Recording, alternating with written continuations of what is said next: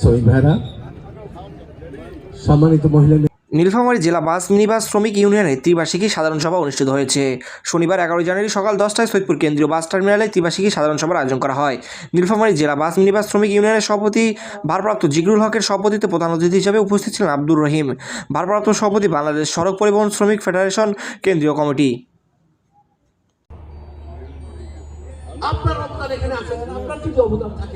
এ সময় বিশেষ অতিথি হিসেবে উপস্থিত ছিলেন নীলফামারী জেলা বিএনপির সভাপতি আখম আলমগীর হোসেন, সৈয়দপুর রাজনৈতিক জেলা বিএনপির সভাপতি অধ্যক্ষ আলহাজ আব্দুল গফুর সরকার, বাংলাদেশ জামাত ইসলামী নীলফামারী জেলা আমির মাওলানা আব্দুল সাত্তার, নীলফামারী জেলা বিএনপির সাধারণ সম্পাদক জহিরুল ইসলাম, সৈয়দপুর রাজনৈতিক জেলা বিএনপির সাধারণ সম্পাদক শাহিন আক্তার শাহিন, বাংলাদেশ জামাত ইসলামী সৈয়দপুর উপজেলার আমির মাওলানা আব্দুল মুন্তাকিম।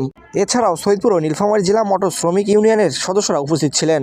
পৃথিবীতে যখন করোনা মহামারী, এ সময় প্রধান বক্তা হিসেবে উপস্থিত ছিলেন বাংলাদেশ সড়ক পরিবহন শ্রমিক ফেডারেশন কেন্দ্রীয় কমিটির ভারপ্রাপ্ত সাধারণ সম্পাদক হুমায়ুন কবির খান ও বিশেষ বক্তা হিসেবে উপস্থিত ছিলেন বাংলাদেশ সড়ক পরিবহন শ্রমিক ফেডারেশন উত্তরবঙ্গ আঞ্চলিক কমিটির আব্দুল হামিদ মিঠুল।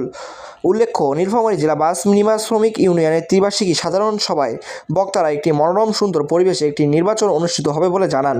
ওই সভায় সম্ভাব্য নির্বাচনের তারিখ 13 ফেব্রুয়ারি ঘোষণা দেন।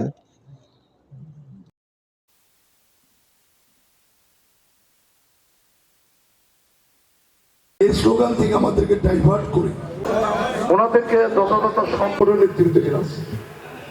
বিগত 16 বছরে কোন শ্রমিকের মিটিং এ এটা আমরা কখনো চোখে দেখতে পারি নাই, আমরা তাদের সঙ্গে যোগাযোগ করতে পারি নাই। আজকে সড়ক পরিবহন শ্রমিক আমরা সবচেয়ে বিপদগ্রস্ত, অবহেলিত শ্রমজীবী মানুষের কাজের জন্য আমরা দায়িত্ব পালন করি।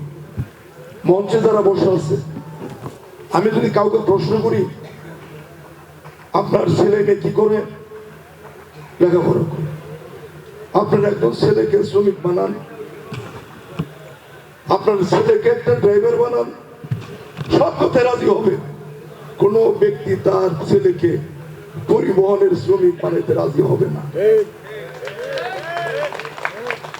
আমরা আমাদের শৃঙ্খলা দিয়ে, আমরা আমাদের দায়িত্ব এবং কর্তব্য দিয়ে, আমরা আমাদের শক্তি দিয়ে আমরা আমাদের কাজ করি। বিধায়ী বিভিন্ন রাজনৈতিক দল, প্রশাসন থেকে শুরু করে পরিবহন শ্রমিকদেরকে সমীহ করে, পরিবহন শ্রমিকদেরকে ভয় পায় এবং পরিবহন শ্রমিকদেরকে সমীহ এবং ভয়ের কারণে সম্মান করে।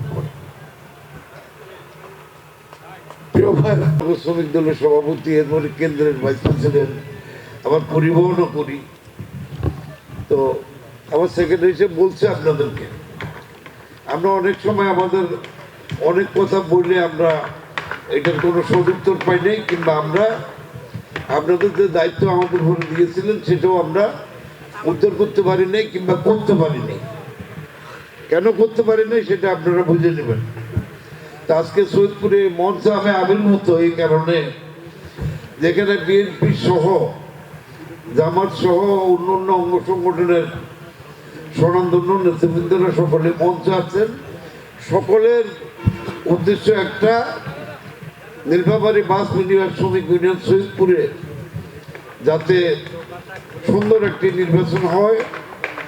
এই নির্বাচনের জন্য কিন্তু বিগত দিন থেকে আমরা আমাদের উত্তরবঙ্গের আহ্বায়ক আব্দুল হামিদ মিঠুলকে এবং আমাদের আরও কিছু সহকর্মী আছে এখানে, দিনাজপুরের সাদা ভাই, আমাদের ফজলুর রাব্বি সহ আরও অনেক নেতৃবৃন্দ এবং 9 সদস্য বিশিষ্ট একটি কমিটি, আপনারা সবাই কষ্ট করেছেন এবং এই সংগঠনকে আবার রেল লাইনে তুলে দেওয়ার চেষ্টা করতেছেন। আমি আশা করতেছি এই সংগঠন রেল লাইনে অলরেডি উঠে গেছে। এতগুলি লোকের কর্মে, এতগুলি লোকের প্ররোচনায় আমি মনে করতেছি এই সংগঠনের ডাইনামিজমে যাওয়ার কোনো রাস্তা নাই। যেহেতু এখানে সকলেই বলেছেন তাদের বক্তৃতায় তারা হয়েছে, সবাই সহযোগিতা করেছেন।